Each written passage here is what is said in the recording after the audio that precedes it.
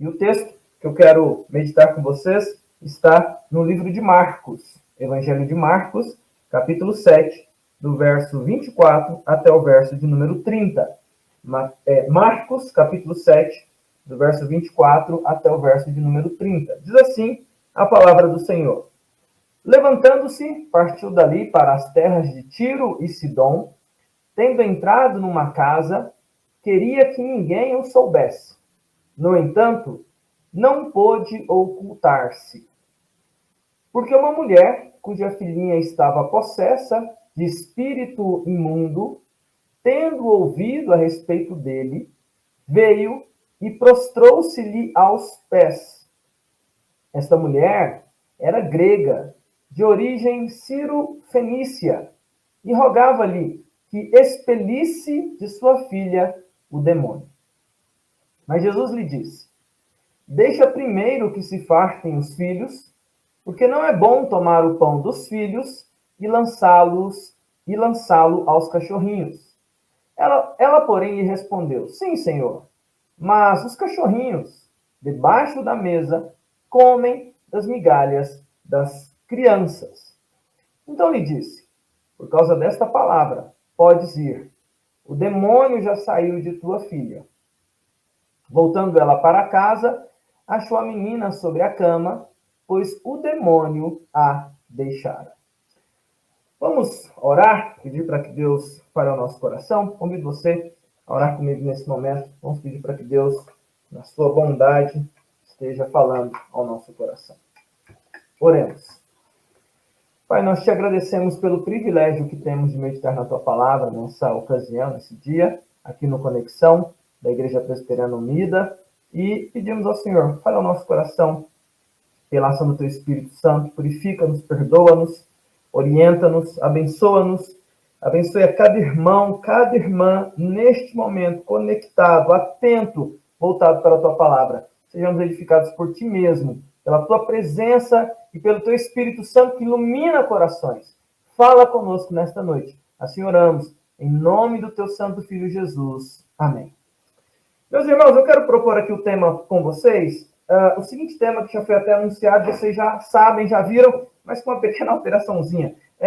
O meu tema aqui com vocês é desenvolvendo um discipulado de excelência em meio às tribulações. Desenvolvendo um discipulado de excelência em meio às tribulações. Você que está me acompanhando aí, se você quiser anotar, eu quero pensar com vocês dois argumentos bastante objetivos com vocês nessa noite, olhando para esse texto que me chama a atenção. É um texto que mexe comigo, é um texto que eu considero magnífico e, portanto, eu vejo duas lições sobre esse tema, olhando para o texto. Desenvolvendo um discipulado de excelência em meio às tribulações. Se você quiser anotar, são apenas dois aspectos que me chamam a atenção e eu gostaria de compartilhar com vocês. O primeiro deles, como que eu desenvolvo um discipulado de excelência? Então, a primeira característica, por meio do estímulo à inteligência. E o segundo aspecto, por meio do equilíbrio. É só isso que eu quero falar com vocês, meus irmãos, irmãs, jovens, adultos, irmãos queridos da Igreja Presbiteriana Unida. Esse texto que nós encontramos aqui no Evangelho de Marcos é um texto que nós também encontramos no Evangelho de Mateus. E conta justamente um momento do ministério de Jesus em que Jesus vai para uma região mais ao norte. Se você vê, boa parte do ministério de Jesus é desenvolvido, realizado na Galileia, mas fora da região dos judeus, fora da região daquela nação, mais ao norte, o texto nos diz que na verdade, existia uma região de Tiro e Sidom, e o texto nos apresenta o início dessa história, neste momento do ministério de Jesus, em que, para ter um tempo de refrigério, de descanso, Jesus, então, vai para essa terra de Tiro e Sidom, que ficava mais ao extremo norte, né? Saindo da região dos judeus, saindo da Galileia, subindo ao norte, ficava a região de Tiro e Sidom. Diz que Jesus foi para lá. E o texto nos diz que ele, então, entra numa casa e ele faz informes para que ninguém soubesse daquilo, e o texto apresenta para nós uma dificuldade, ele não pôde ocultar-se. E aí você tem todo o escopo dessa história, que é magnífica, mas é uma das histórias bíblicas, meus irmãos e irmãs, que certamente, eu acredito que você que está me acompanhando nessa noite, já olhou para esse texto e se perguntou, mas o que está acontecendo aqui? Afinal de contas, do que essa história está tratando? E, na verdade, eu acredito piamente, de todo o meu coração, que Jesus propositalmente foi para essa região, para ser achado por essa mulher e para mostrar para nós como é possível desenvolver um discipulado de excelência, especialmente em meio às tribulações. Eu não sei você, meu irmão, eu não sei você, minha querida irmã, mas vivemos uma época de desafios, de tribulações, de lutas, e meu sentimento sincero, meu desejo sincero é desenvolver na minha vida um discipulado, uma vida de discípulo de excelência. Essa é uma palavra que eu gosto. Ser um discípulo de excelência a ponto de agradar o coração de Jesus. Essa história, meus irmãos e irmãs, apresentam para mim, apresenta para você, ao meu olhar, minha interpretação do texto, essa característica através do fato que se dá.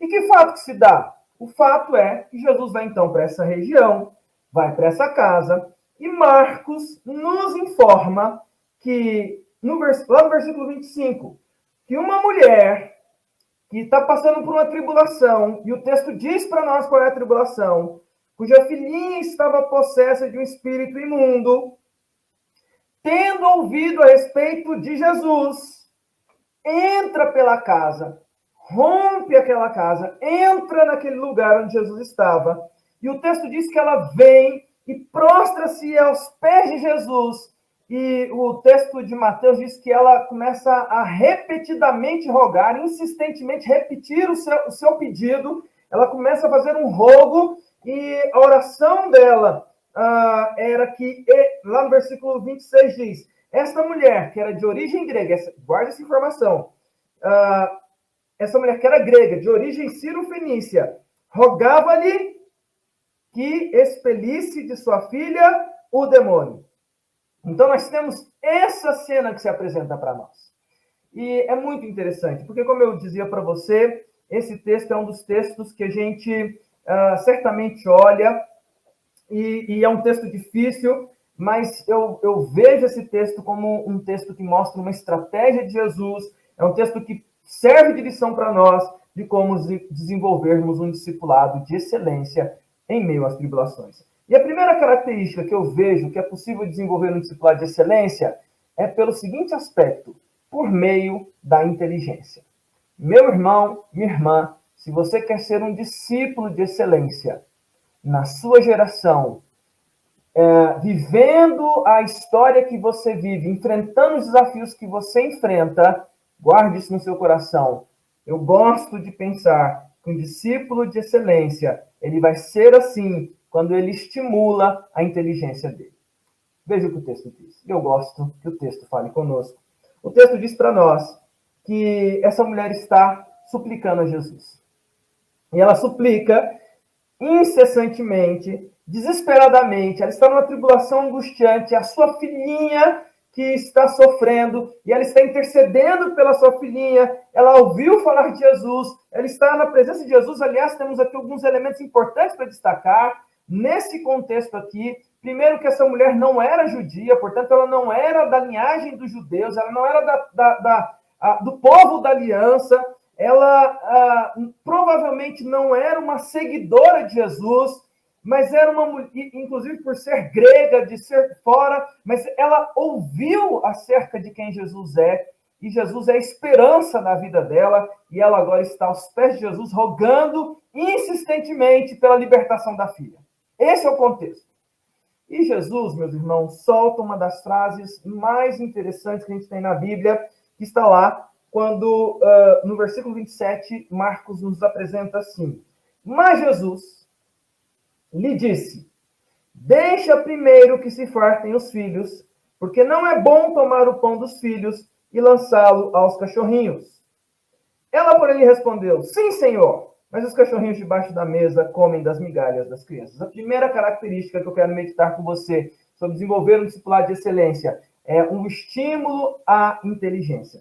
Essa mulher está clamando aos pés de Jesus quando Jesus vai falar para ela. E aqui a gente tem, certamente, para nós que sempre lemos os evangelhos, para nós que vemos a forma como Jesus trata as pessoas, talvez muitos de vocês, muitos de nós, ao ler esse texto, nos chama a atenção a forma como Jesus trata essa mulher. Parece-nos, às vezes, numa leitura superficial, que Jesus está sendo duro com ela. Minha perspectiva é que, na verdade, se você pega o texto na sequência, a história que segue, Jesus vai encontrar com um surdo e gago, e a forma que Jesus trata esse surdo gago é diferente, mas eu quero ampliar isso com você. Cada uma das pessoas com quem Jesus se encontrou pelo caminho, ele tratou de maneira única, porque Jesus tem essa característica. Ele trata com você mediante a necessidade daquilo que você precisa, mediante aquilo que ele mesmo vai fazer com que seja extraído de você. Ele é esse Deus imanente que se relaciona de maneira pessoal com os seus. E por que eu digo isso?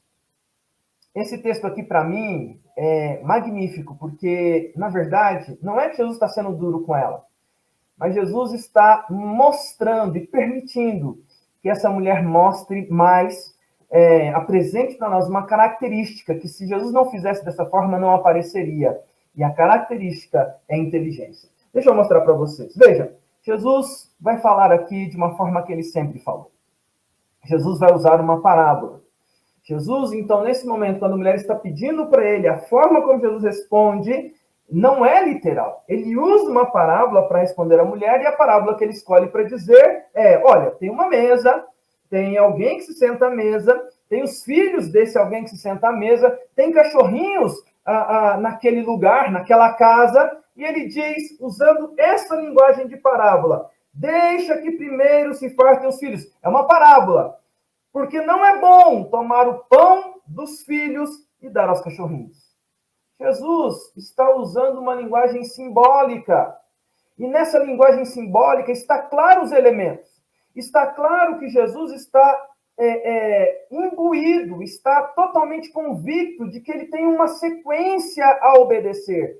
E essa sequência, que é a ilustração da parábola, mostra que Jesus, primeiro, vai atender o que está no plano eterno, que é como o Messias vir ao povo da aliança. E depois disso, essa mensagem espalhar. É disso que a parábola está dizendo. Se a gente não entende a parábola, parece-nos estranhos. Parece-nos que a gente perde o sentido do que está acontecendo. Mas Jesus usa essa parábola, porque ele está falando simplesmente em outras palavras. Olha, eu tenho uma agenda da eternidade, eu estou compromissado com essa agenda, eu obedeço ao meu Pai. Existe uma sequência, primeiro os da aliança, depois os confins da terra. Como ele mesmo disse, fez, assim que ele cumpriu a sua missão, morrendo na cruz e ressuscitando, declarando aos discípulos, ide por todo mundo, pregar o evangelho a toda criatura. Portanto, meus irmãos, o que Jesus está falando aqui é aquilo que é a agenda do reino. É a agenda da história. É a agenda da eternidade. Mas algo magnífico acontece. Quando Jesus fala na linguagem da parábola, Jesus está usando esse símbolo, Jesus está contando essa história, essa ilustração. Algo magnífico acontece. E o que acontece é que esta mulher, desesperada, clamando, responde a Jesus, para nossa surpresa, por meio da linguagem que Jesus está usando. Ela responde na linguagem da parábola. Deixa eu só, antes de ler o texto, para elucidar isso aqui para você, primeiro mostrar isso aqui para você de maneira mais ampla. Jesus sempre falou por parábolas, ok? Se tem uma outra coisa que chama a atenção quando Jesus falava por parábolas, era a sequência dos fatos quando Jesus falava por parábolas. Repare, lembre, traga à sua memória as várias vezes em que você leu textos de Jesus falando sobre parábola. A parábola do semeador, parábola do filho pródigo, tantas parábolas que a gente encontra na Escritura, da ovelha perdida, N parábolas. Geralmente, sempre tem um ponto em comum nas parábolas. Jesus terminava a parábola e os discípulos chegavam em Jesus e falavam assim, mestre, nós não entendemos. Tem como você explicar? E assim Jesus fez com a parábola do semeador, com a parábola do bom pastor. Jesus depois explicava, porque o texto comenta, eles não entendiam. eles não compreendiam, eles não conseguiam entender do que Jesus estava falando ao usar esses símbolos, ao usar essa linguagem simbólica, de metáforas, de parábola. É a primeira vez nos evangelhos, meus irmãos, que Jesus fala em parábola e alguém responde na linguagem que Jesus está falando. Veja o texto. Jesus está usando uma parábola. Jesus diz, olha, não é bom que... Deixa primeiro que se fartem os filhos, porque não é bom tomar o pão dos filhos e lançá-lo aos cachorrinhos. Jesus usou a parábola. E pela primeira vez a resposta vem na linguagem da parábola. Olha o que a mulher diz. Sim, Senhor. Mas os cachorrinhos, ela segue na linha de raciocínio de Jesus. Debaixo da mesa, comem das migalhas das crianças. Olha a reação de Jesus. Então lhe disse, por causa desta palavra, podes ir, o demônio já saiu da tua filha. Mateus mostra que Jesus fica admirado da reação daquela mulher. A gente não sabe dizer, pelo menos aqui nos estudos que eu fiz, nos comentaristas que eu busquei, no aprofundar do texto, a gente não sabe dizer qual é a razão dessa mulher ter captado a mensagem de Jesus, além da inteligência, que é o que eu foco aqui com vocês. Existem teses. A primeira tese, para mim, que é uma das mais confiáveis, isso aqui é um aceno, um afago para queridas irmãs que estão me acompanhando aqui. A primeira tese que eu tenho aqui nesse texto ela deduziu, ela é inteligente, ela captou, ela entendeu, porque ela era mulher. E mulher, geralmente, é atenta. Você pode reparar, os discípulos homens não compreendiam, mas talvez o fato dela ser mulher fez com que ela captasse o símbolo, o significado do que Jesus estava falando. Né? É uma possibilidade. Uma outra possibilidade também real é que essa mulher, por ser grega, e os gregos sempre foram dados ao raciocínio lógico, à interpretação, pode ser que pelo fato dela ser grega, como o texto nos informa, talvez ela, por conta disso, compreendeu de maneira mais fácil o que Jesus estava falando. Nós não sabemos afirmar, não dá para cravar isso, mas a gente pode dizer uma coisa olhando para esse texto. O fato dela ser alguém que usa a inteligência faz com que ela compreendesse e fizesse uma leitura daquilo que Jesus estava falando para ela. Meu querido irmão, minha querida irmã, inteligência é uma coisa que nós precisamos valorizar.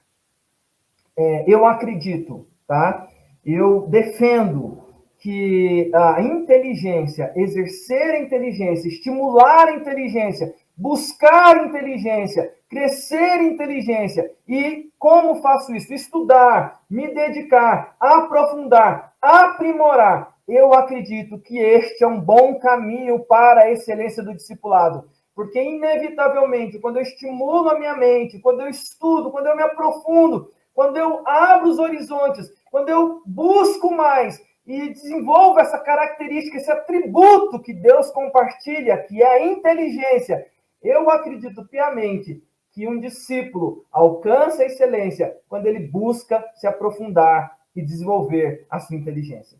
Meus irmãos, e aqui eu não vou ficar gastando tempo nesse ponto, mas é muito importante, por exemplo, tá? Os dias que a gente está vivendo, o contexto de tribulações, pandêmico, século XXI, mundo polarizado, os cristãos no meio desse negócio todo, é importante desenvolvermos um discipulado de excelência e pedirmos para que Deus nos abençoe, para que a gente tenha uma interpretação correta das coisas, porque eu acredito que aqueles que servem ao Senhor podem ter diante do Senhor a capacidade de compreender e entender o porquê que as coisas acontecem à medida que a gente estimula a nossa inteligência. E eu vejo isso como uma forma muito interessante, especialmente para nós, cristãos, que buscamos ser discípulos de excelência diante do Senhor. E aí me vai para o segundo ponto, o segundo tópico que eu quero compartilhar com vocês. E o segundo tópico que eu quero compartilhar com vocês é desenvolvendo um discipulado de excelência? Segundo aspecto, por meio do equilíbrio. Essa mesma história mostra para mim algo que me surpreende. Veja, Jesus está lá na região de Tiro e Sidom. Jesus está numa casa, pediu para que ninguém soubesse. No entanto, ele não pôde se ocultar. Uma mulher invade essa casa. Essa mulher não é, segundo as informações que nós temos, ela não era da família do povo da aliança. Ela é uma estrangeira. O local ali não é um local comum para uma mulher entrar num ambiente onde estava um rabino, um rabi, um mestre. Ela se lança aos pés de Jesus, ela está ali constantemente, ali pedindo pela sua filhinha. Jesus usa uma parábola. E aqui eu vejo uma segunda lição que me chama a atenção. E que eu vejo que a gente atinge um discipulado de excelência através dessa outra característica, que é por meio do equilíbrio. Ora, vejam, Jesus usa um exemplo interessante nessa parábola. Jesus vira para ela e diz assim, olha, deixa primeiro que se fartem os filhos, porque não é bom tomar o pão dos filhos e lançá-lo aos cachorrinhos. Na ilustração que Jesus está usando, a forma como a figura que ele usa para descrever aquela mulher e o povo a qual aquela mulher pertencia, na ilustração, é a figura do cachorrinho. Na verdade, no original grego, a palavra ali é filhote. Mas, para o judeu, o cachorro realmente, na questão da própria... Se a gente tem na nossa sociedade hoje em dia um avanço dos pets, né? Toda uma sociedade que trata pets de uma maneira diferente, a cultura do hebreu, a cultura do judeu, melhor dizendo, era uma cultura que, se você lê ali nos dias de Jesus, os cachorros não eram tratados como são tratados hoje em dia. Mas fato é, meus irmãos, e esse é o meu foco com vocês, que Jesus, na escolha das figuras para representar o que ele estava falando, ele vai fazer uma comparação, fazendo com que a mulher e o povo dela, os gentios, ou os povos que não eram da aliança, os não-judeus, fossem comparados com um cachorro. Cachorrinhos, filhotes, sejam. E aí eu vejo uma segunda lição, que é uma lição do equilíbrio. Para eu alcançar um discipulado de excelência, meus irmãos, equilíbrio é fundamental. Ora, vejam, se essa mulher fosse desequilibrada diante da ilustração que Jesus usa, e ela não tivesse um equilíbrio emocional com a informação que ela recebe, e ela interpreta e responde, entendendo que na ilustração o cachorrinho se referia a ela, se ela fosse desequilibrada, a reação dela poderia ser das mais adversas e estranhas. Eu cito aqui pelo menos duas possíveis reações. Se essa mulher fosse uma mulher extremamente complexada, se essa mulher fosse uma mulher com uma visão distorcida de si, com complexos de inferioridade aguçados, extremados, extremamente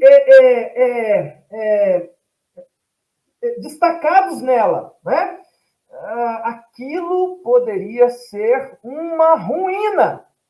E ela poderia virar para Jesus e falar assim, como pode Jesus me comparar a um animal?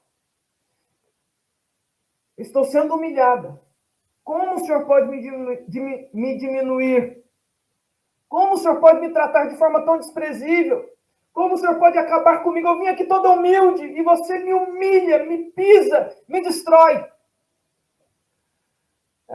Esses dias atrás eu conversava com o coordenador do direito e ele falava uma preocupação dele de perceber o quanto que nós vivemos em uma geração de pessoas extremamente frágeis em que você não pode falar absolutamente nada, que isso ativa gatilhos em que as pessoas se sentem profundamente humilhadas, e ele estava preocupado, porque existem profissões, próprio direito mesmo, que você precisa ter embates, você precisa argumentar, contra-argumentar, ser levado ao extremo ali, e precisa de equilíbrio emocional, equilíbrio de vida. essa mulher mostra muito equilíbrio, porque ao ser comparada com um cachorro, ela não se sente complexada ao ponto de falar que aquilo era a ruína da vida dela, ser comparada com um cachorro. Mas eu falei que tinha duas possibilidades, né? Se ela fosse uma mulher com muitos complexos de inferioridade, com uma visão muito distorcida de si para baixo, para uma visão extremamente uma visão muito distorcida de quem ela é, muito dolorida de si mesma, ela poderia falar que isso era a ruína da vida dela, mas tem um outro lado também. Se ela fosse uma mulher superestimada, com uma visão ou com uma autoestima exacerbada de si mesma, ou antropocêntrica, em que ela achasse que o mundo gira em torno do umbigo dela, quando Jesus vira e fala assim, não é bom tirar dos filhos e dar aos cachorrinhos, e ela percebesse que o cachorrinho é ela, meus amigos, numa sociedade antropocêntrica, isso seria uma situação complicada, uma bomba, não é? E ela poderia pegar e falar assim, quem te deu o direito de falar assim comigo? E poderia usar aquela frase célebre que a gente usa, ou melhor dizendo, que a gente ouve o tempo inteiro, né? Você sabe com quem você está falando? Eu venho aqui dar o direito a você de falar comigo e você me trata assim? Por incrível que pareça, meus irmãos, essa mulher mostra um equilíbrio fundamental. Eu quero dizer para você que minha irmã está me ouvindo nessa noite. Quero dizer para você, meu irmão, que está me ouvindo nessa noite. Nós vivemos em uma sociedade desequilibrada. Pessoas com complexos que às vezes são tão grandes que às vezes falam mais do que o equilíbrio. Pessoas antropocêntricas, e mesmo em ambientes evangélicos, cristãos, presbiterianos, estão em si mesmadas e desequilibradas. Gente desequilibrada dentro de casa, homens desequilibrados, mulheres desequilibradas, iracundos, extremamente agressivos, extremamente desequilibrados emocionalmente. Se eu quero ser um discípulo de excelência, meu irmão, ouça o que a Escritura diz. Busque o equilíbrio. Veja como essa mulher se mostra equilibrada. E eu quero começar a caminhar para o encerramento dessa meditação. Porque quando Jesus vira para ela e compara ela a um cachorrinho, a um filhotinho, e compara ela e a nação, o grupo dela, o fato dela ser de um povo que não é da aliança, e Jesus faz essa separação na ilustração que ele conta e diz, olha, não é bom tirar dos filhos e dar aos cachorrinhos. A resposta dessa mulher mostra um equilíbrio magnífico, porque o equilíbrio faz com que você se enxergue como você realmente é. E a gente precisa disso. Em um mundo de visões distorcidas, a gente precisa se enxergar de maneira correta. E se você quer se enxergar de maneira correta, se enxergue através do que a Escritura revela acerca de quem você é. Ela vira para Jesus e diz, sim, Senhor, mas os cachorrinhos debaixo da mesa comem das migalhas das crianças. Sabe o que ela está dizendo? E só uma visão equilibrada faz isso? Ela diz assim para Jesus em outras palavras, sim, Jesus, eu entendi o que o Senhor está falando. E sim, eu sou um cachorrinho. É isso mesmo. É o que eu sou. É isso que eu sou. E o Senhor me definiu bem. Entretanto, eu não vim aqui confiado no que eu mereço. Eu não mereço. Eu não vim confiado no que eu mereço receber.